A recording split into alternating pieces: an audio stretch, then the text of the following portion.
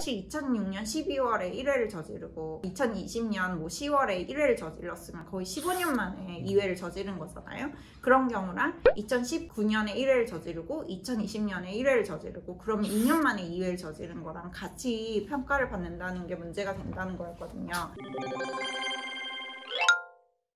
헬로, 부동산 형사 전문 이승은 변호사입니다. 오늘은 변호사를 반드시 선임해야 하는 형사사건 가운데 음주운전 사건에 대해서 얘기를 해보려고 합니다. 우선 음주운전은 사실 주차만 하더라도 음주운전으로 걸릴 수가 있는 상황이고 되게 걸리기 쉬운 범죄이고 한번 걸리게 되면 처벌 가능성이 굉장히 높은 사건이기 때문에 한번 음주운전을 걸리셨을 때 변호사를 선임해서 제대로 대응을 하시기를 추천드리기 때문에 이 영상을 찍어봤습니다. 게다가 11월 26일에 헌법재판소에서는 소위 윤창호법, 윤창호 씨가 해운대에서 음주운전 사고로 돌아가시게 되면서 도로교통법이 가중처벌되는 걸로 개정이 된 부분에 대해서 일부분을 위헌 결정을 내렸거든요. 그렇기 때문에 어떤 분들이 구제를 받으실 수 있고 어떤 분들은 해당되지 않는지에 대해서까지 같이 설명을 하는 시간을 가져보도록 하겠습니다.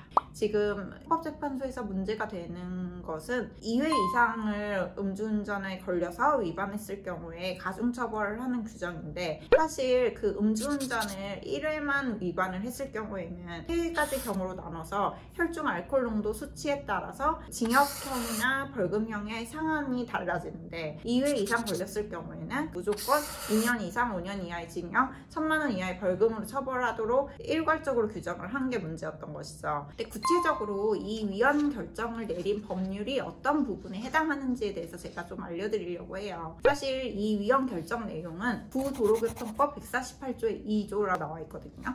여기서 구라는 말이 왜 붙어 있냐면은 현행 시행되는 148조의 2는 2020년 12월 10일부터 시행 중인 것으로 위헌 결정이 난 구도로교통법과 차이가 있어요. 그렇기 때문에 2020년 12월 11일부터 음주운전이 2회 이상 걸리신 분들의 경우에는 이런 부분이 전혀 적용이 되지 않아요. 그리고 한 가지 더 말씀드리고 싶은 것은 이번에 위헌 결정이 난 부분은 2회 이상 음주운전으로 걸린 경우이지 음주 측정 거부를 한 번이라도 했다면은 음주운전 한 번과 음주 측정 거부 한 번 이렇게 2회가 된다고 하더라도 그 부분에 대해서는 위헌이 아니라는 거죠. 그렇기 때문에 최근에 모 국회의원 아들이 음주 측정 거부를 해서 문제가 되는 사안에서 이 위헌 결정과는 아무 상관이 없게 된 거고 위헌 결정의 이유를 살펴보면 일단 책임과 형벌 사이의 비례의 원칙을 인정하기 어려워서 과잉 처벌이라는 취지였는데 일단 적발 간격에 대한 시간적 제한이 없다는 거죠. 사실 2006년 12월에 1회를 저지르고 2020년 10월에 1회를 저질렀으면 거의 15년 만에 2회를 저지른 거잖아요.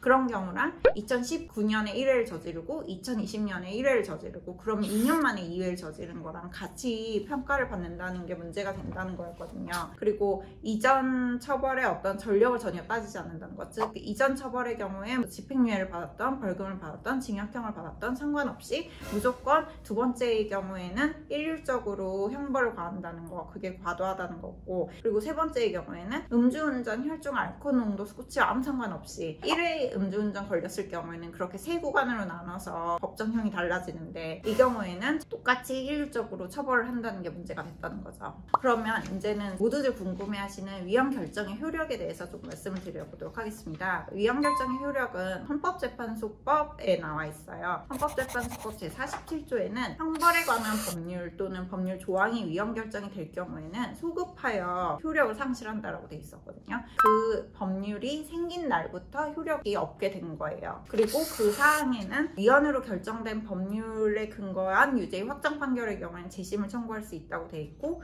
5항에는 그 재심을 청구할 때는 형사소송법상 재심 규정을 준용하도록 되어 있다라고 되어 있습니다. 재심 청구라는 거는 확정 판결을 다시 심판할 필요성이 있는 경우를 형사소송법에 몇 가지를 규정을 해두고 있는데 법률이 위헌 결정이 난 경우에도 재심을 청구할 수 있도록 되어 있는 거죠. 그렇다면 그 현재 법원에 계속 중이거나 수사기관에 계속 중인 사건들은 어떻게 될 것인가 그거에 대해서 알아볼게요. 대검찰청에서 만든 예규로서 헌법소원 등과 관련된 업무 처리 지침이라는 것이 있는데 대검찰청에서 재심을 어떤 식으로 청구할 것인지 진행 중인 사건들의 처리를 어떤 식으로 할 것인지에 대해서 써놓도록 되어 있거든요. 그래서 실제로 대검찰청에서는 12월 3일에 보도자료를 내셨더라고요. 한번 제가 보여드릴게요. 일단 수사 중 중인 사건의 경우에는 그 도로교통법의 경우에는 가중처벌 규정을 위헌 결정이 난 거거든요. 그렇기 때문에 가중처벌 규정은 적용되지 않고 음주운전 일반 규정으로 기소를 하도록 돼 있어요. 다만 가중사유를 어쨌든 2회 이상 음주운전 걸린 건 가중사유잖아요. 양형사유에 적극적으로 반영을 해라 이런 식으로 얘기를 하고 있고 그에 상응하는 구형을 내려라 이렇게 얘기를 하고 있습니다. 그래서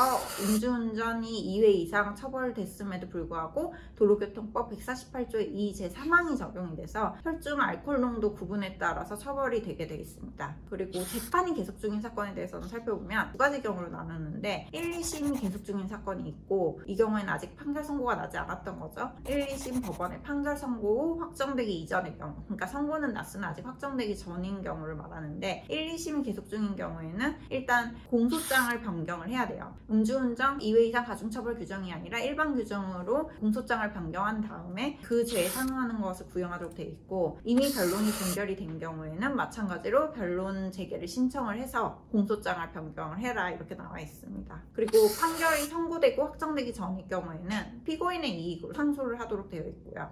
재판이 확정된 사건의 경우에는 재심을 청구하도록 되어 있는데 재심을 청구하는 실익이 과연 클 것인가 그거에 대해서는 고민을 좀 해봐야 될 문제인 것 같습니다. 왜냐하면 재심 청구가 있는 경우에는 검사가 재심 절차에서 공소장 변경을 하라고 되어 있거든요. 공소장 변경이라는 것은 앞에서도 말씀을 드렸듯이 음주운전 2회 가중처벌을 하는 게 아니라 그냥 일반 규정으로 공소장 변경을 하라고 되어 있는 건데 어쨌든 공소장 변경을 하더라도 혈중 알코올 농도의 수치에 따라서 하등 적용을 하는 것이고 2회 이상인 부분에 대해서는 가중사유에 해당해서 양형에 적극적으로 반영하도록 되어 있기 때문에 실제로 처벌을 받으신 형벌과 그렇게 큰 유의미한 차이가 있을지에 대해서는 사실 잘 모르겠습니다. 어쨌든 피고인들의 이익이 되는 부분이기 때문에 재심을 청구하실 분들은 적극적으로 청구를 해보시는 것도 한 가지 방법이 될 것 같습니다. 다만 이미 형을 살고 계신 분들의 경우에는 자녀형의 집행이 면제가 돼요. 다시 재심을 청구를 하시고 재심 청구 후 다시 형을 받으셔서 그 나머지 형을 살게 되는 그러한 절차를 거치게 될 것 같습니다.